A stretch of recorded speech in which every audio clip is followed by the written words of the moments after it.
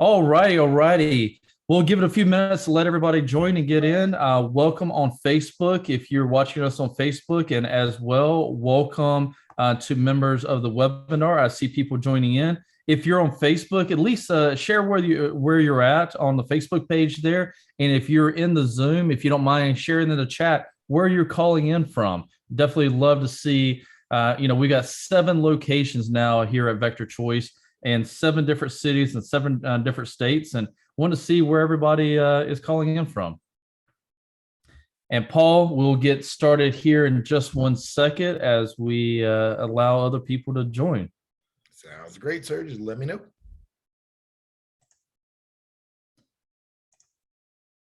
Throw up our PowerPoint here as well while we're letting everybody join. Little animation there, Paul.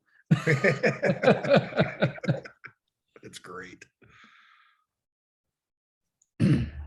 All righty. Well, good to see everybody. We're going to go and get started here. Today, I've got a special guest with me, Paul Redding. He is from the Compliancy group. But today, we're going to be talking about compliancy. It's not just for healthcare. We're going to be talking about why your business should look at being compliant, regardless of if your industry has a compliancy standard, and why all businesses should go this model, especially states are mandating specific state mandated compliancies at this point. We're not going to kill you by death by PowerPoint today. We just wanted to hear some banter back and forth between me and Paul and just educate you guys. We want to definitely answer any questions that you have. If you have any questions, please put in the Q&A in Zoom, or if you're on Facebook, you can put in the comments, and we will get to those questions as we go. My name is Will Nobles. I'm the founder and CEO of Vector Choice. I've got Paul with me. He's the vice president of partner engagement and cybersecurity for the Compliancy group. Paul, thank you so much for being on today. Hey, man. Thank you so much for having me, Will. Always enjoy seeing you, my friend. Absolutely. Absolutely. Well, let me share with everybody a little bit about Vector Choice. And then, Paul, I want to jump into you sharing a little bit about yourself and Compliancy group as well. But here at Vector Choice, we have been lucky to be nominated several times for the top 501 MSPs in the world. With the MSP 501 with Channel Futures, we've made the Inc. 5000 several times. Best and brightest companies to work for in the nation, and as well as in Atlanta. As a lot of you guys know, Vector Choice is based out of Atlanta, Georgia. What we do as a company, we do managed services. That means outsourced IT. We are the IT department for medium and small companies. And when I say medium and small, we, from 10 employees up to 1,000 employees in size, we can handle that for you. We do co-manage as well. If you have an internal IT staff, we can help you from a co-managed standpoint. But our really focus is on cybersecurity and making sure not just where you have IT today, but really having a secure environment in cybersecurity. And obviously, we're going to be talking a lot about compliancy today. So we do a lot with compliancy and IT consulting. We do VoIP services, dark web monitoring. We do it a lot when it comes to technology for our medium and small business customers. Now, a little bit about Vector Choice and where we're at. We're expanding like crazy. Our latest office is in Philadelphia. I purchased the company in January 1st of this year. And so we have our Philly office all the way down to Washington, D.C., our Eastern North Carolina office, a small little town where I'm from. It's called New Bern, North Carolina on the coast. Nashville, Tennessee, Atlanta, Georgia, Mobile, Alabama, and Baton Rouge, Louisiana. And I'm hoping by the end of this year, we'll have a Texas and Florida office as well. So we are continue to expand. We do a lot with compliancy, from anywhere from HIPAA to PCI, the CMMC, ITAR, GDPR. We can definitely help you if you're looking to be any of the compliance or any of those compliancy. So Paul, talk a little bit about yourself, your background, as well as the Compliancy group. Thanks, Will. First of all, my background is I basically did, although not on the scale and scope that you do, I kind of did what you do for about 14 years. I come out of the managed services space. I owned a very niche managed service provider based out of Memphis for a long time. And in that career, what I did really, we only supported groups in the Department of Defense manufacturing sector or healthcare as a target. We had a smattering of other groups that we worked with prior to that, but by and large, most of our clients were chasing some form of regulatory compliance. I joined Compliancy Group a little over 3 years ago. The company I joined is something of the industry standard for simplified compliance in healthcare. In 2022, we're actually moving in to bring modules in that will do things like, for example, CMMC, SOC 2, some of the other compliance standards that are growing in importance in the small business and call it mid-market enterprise space. So again, a lot like Vector Choice, our typical clients, I'll actually go all the way down. We work with people anywhere from, the single person chiropractor all the way up to large EHRs, state and county health departments, a couple of thousand employees. So when you think compliance in the healthcare space, you think Compliancy Group in many cases. And the last thing I would add is if you think you've heard of us or seen us before, you're in that sector, the seal that you see on the wall behind me here, that's endorsed by most of your major medical associations. So for example, the American Dental Association, we are the single endorsed solution for simplified compliance for all their partners. And Paul, a lot of questions I get asked a lot of time, is there a HIPAA certification that you can get? And my understanding that is there's not a certification, but it's a seal. So it's not really certifying them like a lot of certifications. Talk to you a little bit about that on the HIPAA side. Yeah, that's a really important thing to call out and clarify, Will. If anybody ever comes to you and tells you they're going to certify you in HIPAA, they are either mistaken or lying. There's no such thing. The federal government doesn't give out a certification or endorse any certifications, get a number from some auditor somewhere. If you get audited under HIPAA, it's punitive. They're coming in and auditing you because something bad has happened. What we do, what that seal of compliance is, it's third-party validation.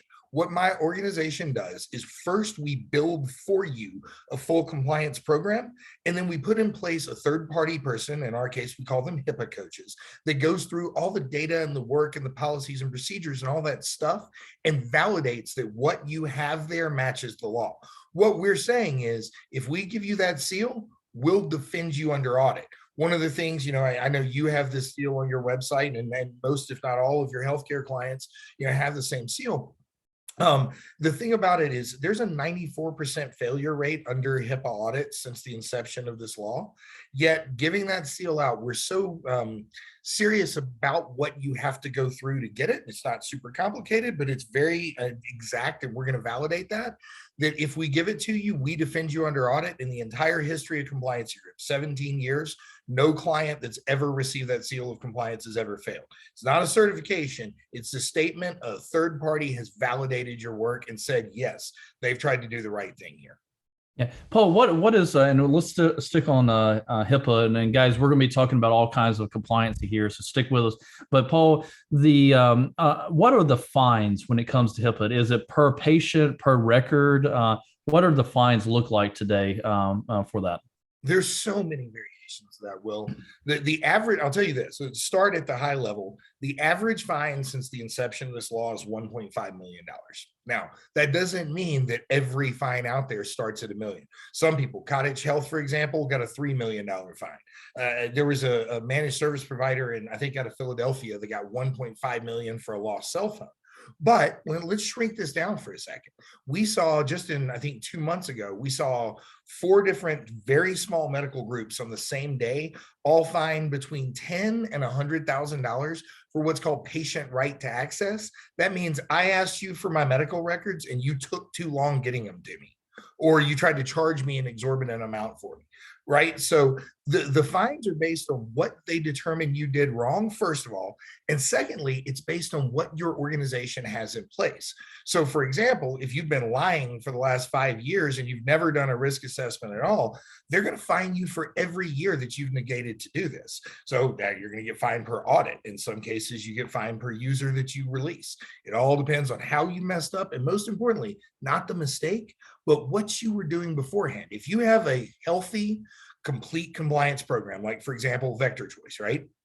If you have what you have in place right now, even if you have a breach, the fact that you have a full compliance program and you are working in good faith to stay in compliance with that law means they won't fine you at all. You don't get a fine just because somebody hacked you. You get a fine because you didn't have your compliance in place. So, Paul, that's a good question. So, I'm working on a book right now, to co-author of a compliancy book, and why companies should be compliant. And one of the things that were in the difference between being non-compliant and maliciously the lack of actually caring. Trying to find the right word there. Gross negligence. Yes, thank you. Where does that fall into that gross negligence? And let's talk about HIPAA and let's move on to other compliancies. Where does that fall in? And based on pretty much what you're saying, if I'm trying and I'm doing these things, but I might not have one or two, the check boxes, I am non-compliant versus I'm not going to worry about cybersecurity. I'm not going to do two-factor. I'm not just going to do anything. I'm just going to run my business the way I want. That's a great question, and something that I don't think people understand, and I'm going to say something relatively controversial here. No one is ever completely compliant.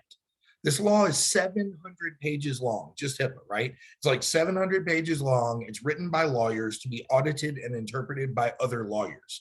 The small business sector, the medium sector, the enterprise sector, all of them struggle with interpreting and implementing this thing correctly. It's why I have a job, right? It's why we exist. That's true. But the thing is, what the law really says is there are 7 very raw fundamental elements of compliance. Things like, an example would be establishing effective communication lines, right? That there are so many things that people like, if I say HIPAA, you think cybersecurity, and that guy thinks policies, and that one over there thinks an audit, and that one thinks employee training.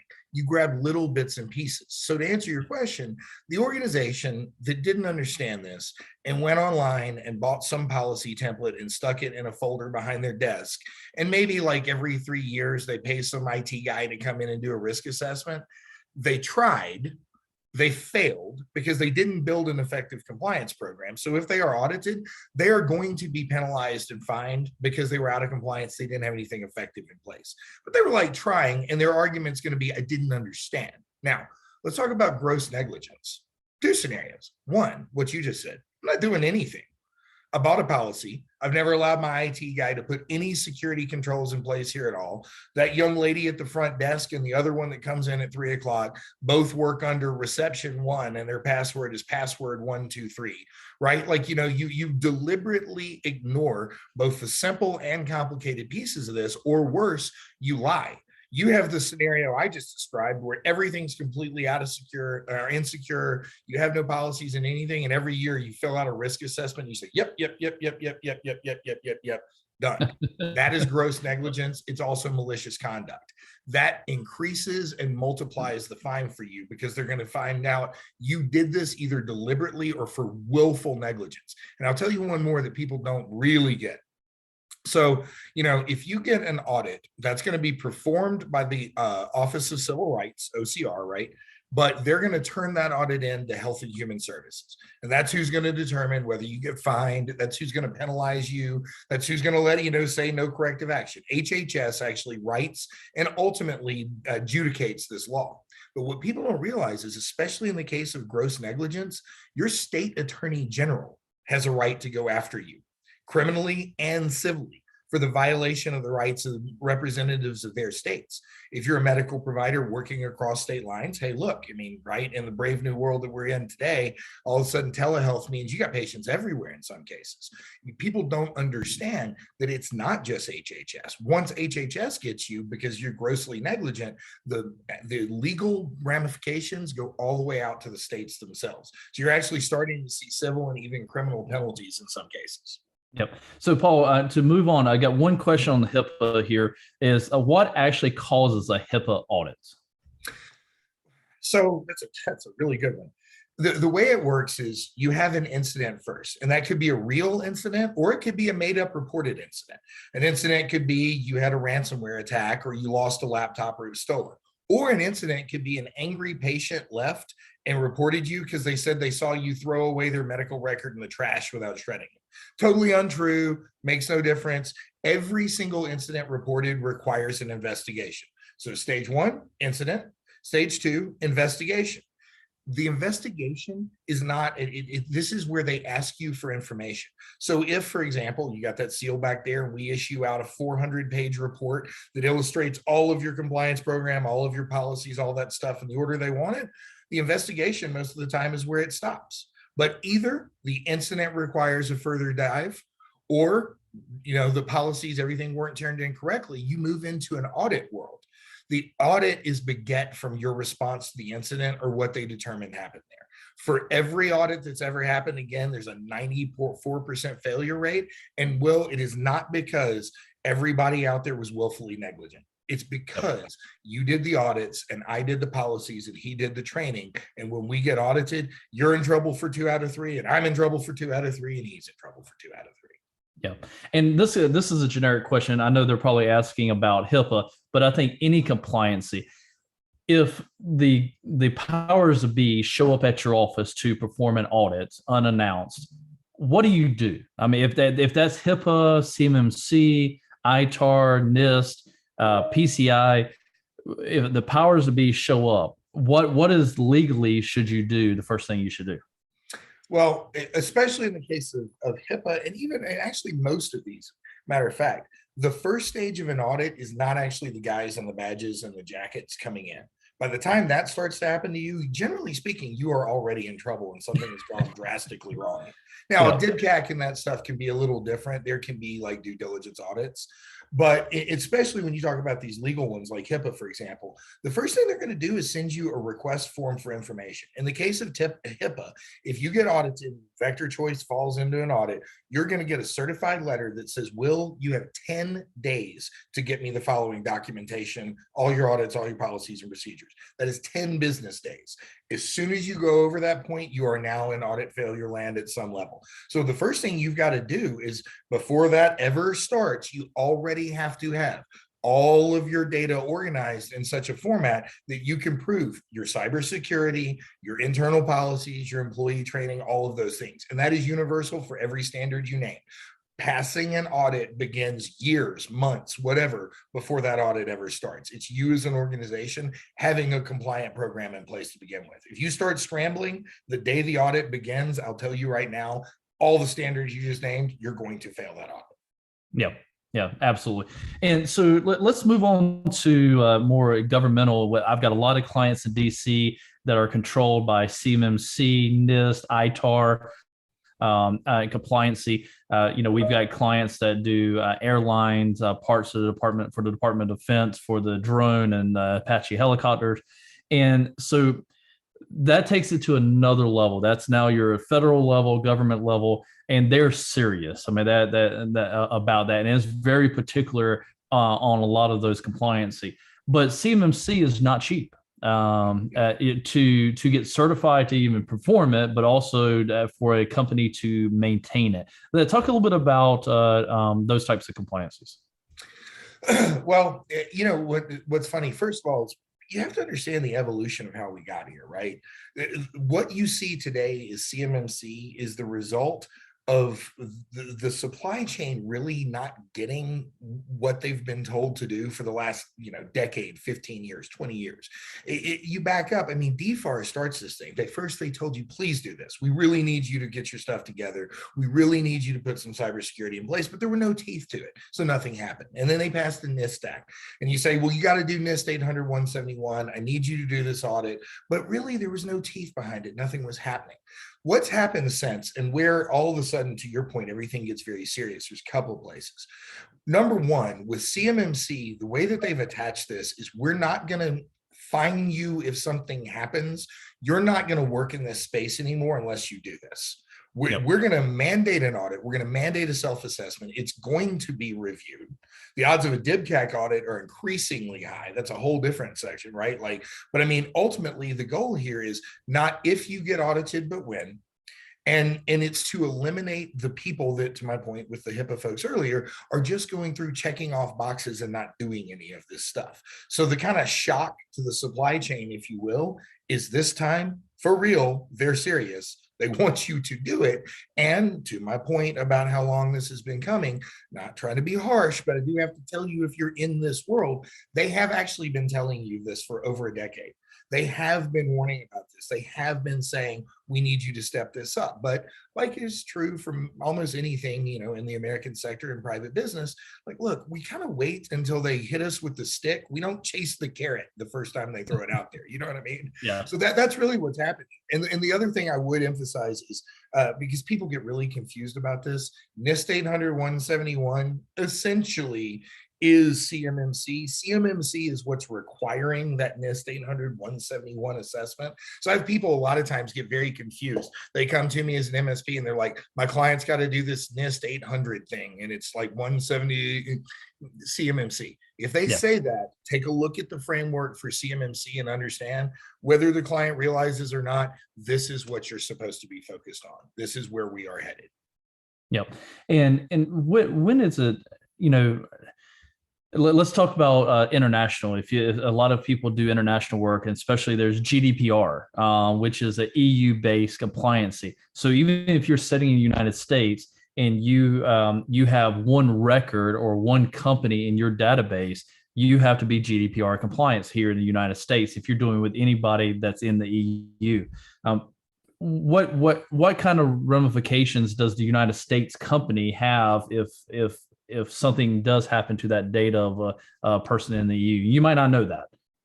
Well, I would give one kind of clarifying detail there, that in order for you to fall under GDPR, you have to be transacting business in such a way that you actually have a legal representative. Think like a registered agent here in the United States. And say I want to do business in California and register as a foreign entity. I got a registered agent there, right? Sure. You need a registered agent in the EU. That's kind of where you have to be in that sector in order for this to fall into you. But here's what you've done when you've registered that agent. You have taken your business, entered into legally binding agreements in the country of Germany or France, or fill in the blank with wherever you are over there. Sure. You are now no longer the statement that you're an American business. Not entirely accurate. Actually, you're an international organization at this point, whether you realize it or not. Hiring that agent that makes you fall under GDPR, you opened an office in Germany. You opened an office in Paris. Back when I was an MSP and I had, registered to do business in Oregon, well, I had a location in Oregon. That state, that city could serve me there, and I was subject to the laws there. So believe it or not, the minute that you actually fall under GDPR, you're subject to the same sanctions, financial penalties, criminal penalties, whatever that is. You have said, yes, we're going to, do this under penalty of law. The same thing is conversely true. If you look at something, I'll jump back, real fast and think about something like HIPAA, for example, or CMMC. I was talking to a Canadian company the other day that they own factory groups over here in the United States that have been told they must be CMMC compliant. Well, hey, I know you're Canadian, but that branch isn't, right? Like this location is not, and all those same laws fall right on top of it. Yep. And Paul, even though that we don't do business with the AT&Ts, the big giant companies of the world, the Cokes, but we do business with their contractors that they do work for these larger companies. And what we're seeing happen is that the policies are getting pushed down to the contractors, where now they're having to meet the compliancy. And this could be a lot of people that's on this call. Their businesses, they might not be directly affected by some of these compliancies, but their customers are pushing it down to them. How important is for them to actually comply? And I'm sure in a lot of cases, hey, if you don't do it, you're not going to do business with me either. Well, yes, and I think it even goes farther than that, because and I'm sure this is something that going to come up in this conversation, no matter how you cut it, but cyber liability insurance. Let's answer that question around. Let's start with insurance. When you fill out insurance paperwork, you are saying not only do all these little check marks go, yes, I do this, no, I don't do that, yes, I do this. You are also saying that you're going to honor all of your contracts with all of your customers within every possible intent of the law, right? And every part of your business. If you willingly enter into a contract with me, knowing you are lying, knowing you are not doing the thing that I told you to do, and that you said in this contract you are doing, that is not errors and omission, that is willful neglect and lying under oath, like is lying on a contract. So guess what? Not only am, yes, I'm not going to work with you. In some cases, I may even sue you for money that I've given you back. I mean, understand when you start talking about working with the Cokes and, or let's stay in CMMC, the primes of the world, General Dynamics and, Raytheon. Some of my clients worked for like Electric Boats, those guys. In many cases, the money has already taken, there's been transfers during this supply chain thing. While you're building the widget at many different stages, your customer has already paid you. Not only do I need my money back, but I'm going to sue you because you didn't make my widget. And your insurance is probably not going to pay for it because you lied to me. So it's extremely serious. And the reason that they're doing it this way, the reason that they are going, you know what, you're not going to get my business anymore unless you follow these things, is because what they've realized is, again, it's kind of like speeding. Look, I live in Memphis, you live in Atlanta. When the speed limit says 55, I mean, I'm pretty sure they mean 80, right? Especially in Atlanta. Especially in Atlanta. Especially in Atlanta. But what they've realized is, you know what? If they said, unless you can prove you never drive over 55 miles an hour, we're going to confiscate your vehicle. Every Friday, we're going to check your miles. And if you went over 55, we're going to confiscate your vehicle. I would never have a that car. Would change things. I would never have. You would have a car. Yeah, right. And you know what, Will? It's not funny, but it is. And some people will end up leaving the supply chain. There are groups, to your point, is it expensive? Yes, very in some cases. And are they serious about it? Yes, very. So in the end, there are some people out there, maybe even on this call, I hope not, but there are some people out there that are going to see this coming, know they're supposed to do it, stick their head in the sand and hope nothing happens. And 2 years from now, a year from now, they're going to lose their very lucrative government contracts that have made them successful to this point. Yeah, and just to note, CMC fully enforced October 1st, 2025. To be clear with everybody. So I want to move on from the hardcore compliancy and now going down to the state level, right? Mm-hmm. There's a lot of states, and I can't name all of them on this call, but I know California, Texas, Ohio, New York, and Jersey is just a few, name a few that are Louisiana, Alaska, Massachusetts. Technically speaking, I throw this out there, there's 28 states right now that have some kind of privacy or cybersecurity standard either in works or on the bills to be, or on the ballots to be voted on, like this year. 28 states, right? And what does that mean? Does that mean all the other compliancy that out there, the HIPAA, the PCI, the ITAR, CMMC, this means for any business in that state? Not it could be the hair salon, it could be the doggy daycare, but any business in that state has to comply with those cyber policies that state's pushing down. Well, and Will, this underlines, and I think you and I have personally sidebarred and talked about this quite a bit before.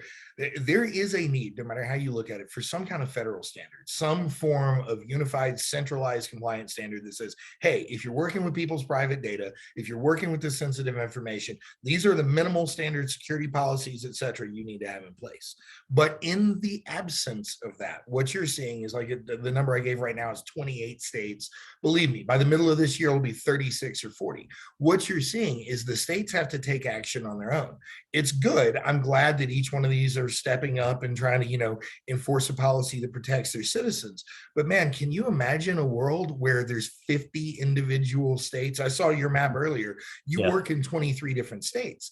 If we can't agree in some safe harbor, which a lot of states and some of these bills include, that say, if you've done NIST CSF, that accounts for your risk assessment for HIPAA, or you know what I mean? Like without some kind of a universal conversation around this and a decision at a federal and kind of a cross state level, we will all accept this standard. We're headed to a place where it's going to become extremely arduous to work across state lines. There's an impracticality to 50 individual states with 50 individual policies. But right now, barring some major change in Congress, that's literally where we're headed. It's 50 state privacy standards, which is scary, especially for companies even like mine and others that work in multiple states to keep up with all of that. I agree with you. Having like a GDPR like they have in the EU, that's a federal for, and I'm not for big government by no means, but this is protecting your employees as well as your customers' information. And for the love of God, as you as the CEO, protecting your livelihood as well, right? Because the risk of cyber attacks and a ransomware attack is just one click away. I mean, that's all it takes. And I think, I always talk about the days of firewall and antivirus is gone. Yeah, you still need it, but that's just minor layers these days. It's, layering the multiple layers of cybersecurity to end up ultimately cybersecurity and compliance. They go hand in hand quite a bit, but two different things, right? The cybersecurity is the tools that you're using that helps you be compliant, and the compliancy is all the logs and the data collection that you have to produce. And I would love to see that, just for, again, I'm not for big government by no means, but I would love to see that, because there's so many people that neglect their clients' information. It's scary being in IT, knowing I go to customers, I go to healthcare facilities, and I'm like, ooh, I would never bring my kids there. Not because it's not a good doctor, not because they don't have, their education, they got their certificate on the wall of where they went to Harvard or Emory or wherever, but it's their technology. It's the fact that my kids' information can be stolen because they don't take it serious. I'll give you a real one. So I actually, right, probably middle of the pandemic, minor little health thing, like I needed to see a doctor, but everybody's doing telehealth, right? Yep. And so I reach out. I actually am going to have to go to first telehealth session. It's on print appointment, but at the time they send you all your paperwork online. So this medical professional sends me, and down where I live in Memphis, Comcast is like our Cox, internet or whatever. It's Comcast cable, right? It's like free email that comes with your internet service. So this medical professional sends me my unencrypted PDF that they would like me to fill out in paper and send back to them at Dr. So-and-so at Comcast.net. And they send me this, and I look at it. And so very nicely, I called back. I didn't do any kind of sales pitch for my company at all. I was like, I'm not trying to be mean. I'm not trying to be rude. I want to let you know, first, I need to cancel my appointment. And secondly, I want to tell you why. That email right there scares the crap out of me. I'm not going to send you my unencrypted medical information to an unencrypted storage on an unencrypted email server to a vendor, which, by the way, anybody out there that's got Comcast email, clue you in, they won't sign your business associate agreement and they tell you not to put medical stuff in there, right? Yep. It is not made for this. So to your point, from a compliance perspective, I saw the tools lacking. And as a patient in a very real world scenario, I went, you know what? I have to find somebody else. And I am certain that doctor is brilliant and highly recommend. I get nothing bad to say about that person at all. But the reality is, to your point, I am not filling this form out and sending it back to you. And for those of you out there, just a little statistic, 78% of patients that are seeking a new medical professional start on Google reviews, right? Start online. So, if I were malicious, I would also have that out there in public somewhere and say that. And then dozens or hundreds or how many people just like me are going to be like, oh, nope, sorry.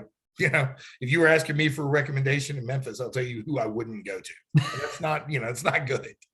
Yeah, no, that's that I could normally be, especially dealing with all kinds of companies when it comes to technology. I can tell you, definitely tell you not to use or go to. So now we're, okay, so at the state level, so we got certain states got their own compliancy, but where should a company that is maybe that doesn't have a state that is mandating any kind of compliancy for businesses, and I know the answer to this, but Paul, I want to hear your opinion and I'll give mine as well. But what should a regular business do that they don't have to meet compliancy? Their state's not mandating it, but they just want to protect their business and their livelihood.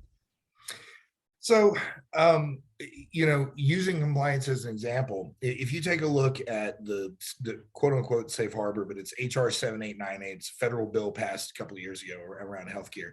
It says all healthcare professionals must implement a cybersecurity framework. Okay. That's what they're asking you to do. Take healthcare professionals out of it, folks. There are these things called cybersecurity frameworks. I really like one called CIS. There's another NIST CSF is another good one. But these frameworks are designed, they're not built by a law. There's a law that says you must implement CIS 1, for example. But if you took a look at that, there's in CIS, I like one, it's called the top 5. It's 5 core essential security features that you need to put into your business, regardless of what you do, to be able to protect yourself. So where I think it really begins, to be honest with you, is first you do a risk assessment. Will's team is actually, they've made careers out of doing this. You find somebody that can take a look at your organization and say, this is the risk that you face. These are the mechanisms that we can put in place to protect you. And by the way, the difference in compliance and cybersecurity here, compliance is going to fix a law around this and say there are minimums, and therefore there's a cost that you're going to have to put in place. Look, cybersecurity is dependent on your budget and your appetite for risk. Take a look at that. Have a professional come in and tell you realistically, this is what you stand to lose. When you understand what you stand to lose, then all of a sudden these cybersecurity tools in that framework, the core things that, Will comes in and says, whatever his framework of choice is, says, look, this is what we're going to put in place, and these are the mechanisms for it. All of a sudden that cost and the effort put into it shows real value, because you're going at it from a different perspective. Right now, Will and I are talking about weird nerd tools that have a cost to them that you don't understand. No, understand your risk first. Have someone show you what you stand to lose, and suddenly I guarantee you, as a business owner or decision maker, you'll be like, okay, what does it take to not have that happen? Yeah, it's the same thing. Cybersecurity, just like backups, they're not, and this all products and everything is not created equal, right? You can back up to external USB drive, but there's risk and some reward to that, not much, but there's mostly risk to that. But then it goes all the way up where you have multi-redundant data centers, right? From a disaster recovery standpoint. So it's all about what that risk you're willing to take. But I think goes back to one of the other things to do is start with your insurance. Start with your insurance policy and the document that they ask you to fill out, because you don't want to lie on that, because you're just going to pay for a cyber insurance policy and pay that money out every single month. And actually, I think my insurance agent's on this call right now, and we've done an insurance piece on a webinar on insurance. But she'll love me saying this. But now, a lot of the questionnaires now, do you have two-factor authentication? Do you have test phishing and e-training for your employees? Right, that's two new things that a lot of an insurance. And actually, I saw one the other day where zero trust was actually a question on insurance. And zero trust, guys, is a whole nother conversation. I want to go in that today, but that gives you how serious the insurance companies are taking cybersecurity. So start there, at least at the minimum, but also talk to your IT professional. If that's Vector Choice, if that's your IT company, that's fine. But make sure they're not just an IT company. Make sure they understand cybersecurity, because just like backups, just like cybersecurity, just like a doctor, is not all created equal, right? Yeah, you don't want to go to you don't want to go to your foot doctor for brain surgery, right? And you don't want to go to a regular IT guy that knows how to troubleshoot a computer for your cybersecurity needs. So that's really what you got to look at, that expertise there, to know what do I really need of the company where I'm at based on my company today. And you don't want to be oversold. You don't want to be sold a whole bunch of cybersecurity stuff to meet CMMC compliance. And if you're just a mom and pop shop, but you want to at least secure yourself and meet that some of the requirements of the insurance companies. Well, that's a great point. And since you said your insurance agent is on here, I'll be very careful what I say here. But if you think about if you think about insurance as a concept, they're going to pay out if you did your part. And if you were honest about it and the answers were correct and everything that you told them was in place, then you know what? If something bad happens, it's their responsibility to get out the checkbook. But the minute you start lying on those documents, the minute that you mislead them, and an example that I've actually seen, let's take an industry out there, legal, like lawyers themselves. I used to have a client that when they read their insurance policy, it said, if you work with medical records, are you HIPAA compliant? It did not say if the HIPAA law applies to you. They had done a little study earlier and determined that by the time they got medical records, part of it was because the way it went into court, a bunch of other stuff, we're not under HIPAA. That's not what the insurance policy asked you. It said, if you work with this kind of data, do you comply with this, and this? Yep. So if you say yes, but you really meant no, one of these days when that breach comes around, it's also going to be insurance's job to not pay you. And it's not because it's nefarious and insurance is wrong for not paying. Understand, they are there to protect my investment. Say I'm paying for cyber liability, you're paying for it. You lie. Why does my premium and all of the rest of ours have to go up next year? Because people like you keep lying about it, right? So what do? The minute that they find out you lie, they say, I'm sorry, it's your problem, not ours. And so yes, and I guarantee you this, no matter who you are out there, your cyber liability insurance policy has asked you questions about cybersecurity. You have to answer them honestly. And I encourage you guys, if you're any of my clients on this call and you would like for us, when we get our clients every day sending us their forms, the questionnaire to fill out, we will help you fill it out. Honestly, we will not lie for you by no means, but we will make sure from a technology standpoint, we're providing you the right information and what you need to do. Paul, we got a question for you. Actually, my Angie and my insurance person, Paul, you are correct. This is why I advise my clients to have their IT service providers assist them with a cybersecurity application. See, I learned from the best here. That's right. Thanks, Angie. No, she's dead on. I mean, look, ignorance. The thing is, ignorance is not a defense. They ask you a straightforward question. You are obligated to give a correct answer. Hard stop. And a lot of times it is technical questions that gray area. Your IT provider can assist you by giving you that answer truthfully and in a technical way that they know. Don't, when they say you got two-factor authentication, just because you use it for your banking account, your company banking account, does that mean you have two-factor authentication in your wire? So we'll help you with that and everything. So let's see if there's any other questions here. Here's a question, Paul. We talked about backups and everything. For backups in our, so you talked about backups for your PHI. We use Microsoft 365. That means all our stuff is backed up, right? I think So the answer, I'll answer no. So don't assume something's in the cloud, and this is Microsoft or anybody. Don't assume that something's in the cloud that it's automatically backed up. There is some fine verbiage there that they will back, they keep a period of time of, and very short period of time, by the way, especially with Microsoft, that they will keep a backup of it, but you want a third party backing up your on cloud services. I don't care if you're in a data center, if you're in Microsoft, whatever, have something backing that up, and make sure you know the time limit of that backup. Just like if you have backup on your computer, what's that retention? What is that retention for you that is acceptable for you, right? I think part of our managed services package, Paul, we actually put backups on everybody's computer, but the retention is 30 days. It's just part of the package. It's 30 days. It's meant to, if something happens today, we can recover you quickly for, any quick changes, but it's not for if you got to go back a year of exploratory, legal lawsuit comes up. It's not for that, right? So you got to really ask your IT providers, even on backups, what's being backed up? What's my retention of that backup? Because you can put your stuff in 365 and Microsoft 365, but it's only going to be a period of time that you're actually going to be able to recover anything. And I think it's like 7 days or 3 days, 3 to 7 days or something like that. Well, and even let's say it's deleted, they purge anything that was deleted and all that. At 30, it's a full purge. So if you look at section 6, I even know the actual section. If you look at section 6B in your Microsoft user license agreement, and everybody out there, you just go into your 365, it is right there. Section 6B actually says, to your point, Will, we recommend the use of a third party to back this up. Microsoft says that because you're not going to sue them if your employee deletes a bunch of data today and you don't know it was done and you can't get that stuff back. You're in violation of law. That's a breach. And say it's HIPAA. If I delete the data and then I go in there and hit purge and it's all gone and you can't get that back and that was the only copy, you violated the law because you didn't back up my stuff.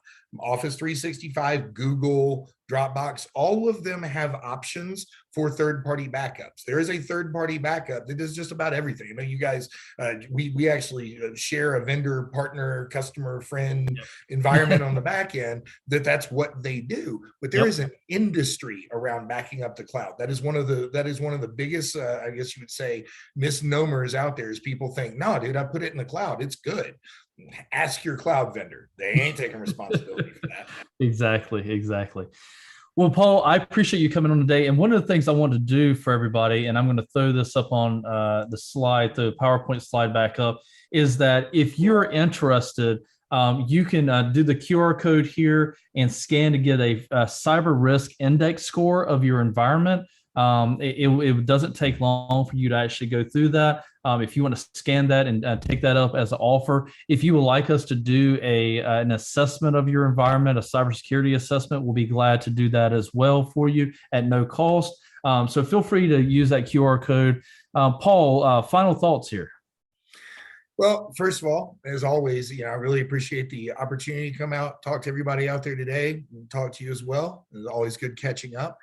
If I was going to leave anything out there, guys, I think we've hit this several points, but I mean, really where this whole thing starts, take a look at your environment, get an expert to come in here and tell you what you're doing right now and what you're missing. You don't have to fix everything today. When you call Vector Choice, they're not going to be like, in most cases, I need $300,000 right now and I'll come in and help you. Guys, they are built around, and we are built around the idea that the whole American landscape is underserved from a cybersecurity and a compliance perspective. If nothing else, hear me say this: if you go out tomorrow, you're talking to a different IT group, and they don't bring up you're in, especially if you're in one of these regulated industries, and they don't bring up your compliance, or if you're in any business and they don't start talking about security first, there is something missing in this equation. If you're not paying attention, we're fighting a cyber war, and we as a society aren't doing that well. It's time to take this stuff seriously. Yeah, Paul, I appreciate it. Final question, Paul. What do you think the war between Ukraine and Russia right now has effect on cyber attacks? I think, first of all, we as a society are at a tremendous risk that most Americans do not understand, from infrastructural attacks by Russia and even non-Russian actors. I mean, there's a tremendous amount of bad guy cyber presence in that section of the world. And so I think that's first. I think secondarily that just like everything else in the supply chain, a lot of technology is developed and comes out of the Ukraine. We as a Western society use a tremendous amount of technological resources from the Eastern European bloc. So I think we will see increase in attacks, a slowdown in production and development of some of the tools that are designed to protect us. There's nothing good about what's happening there. No matter what side you're on, all of us in the Western world are at risk because this is happening. So again, one more thing, guys, change your passwords, set yourself up for success here. You said multi-factor a million times. Get off this call, and if you don't have it on your email and you don't have it in your bank account, set that stuff up before you do anything else. Yep. Absolutely. Well, Paul, I appreciate you coming on today. Thank you, everybody, for joining us today. And feel free to, I'll throw this back up on the screen one more time, just in case you need the QR code. Feel free to take us up on this cyber risk index score. It is like giving, just like a credit score, it's going to give a risk score to your business from a cyber attack. Paul, thank you so much. Thank you, everyone, and have a wonderful afternoon. Always appreciate you. Great day, guys.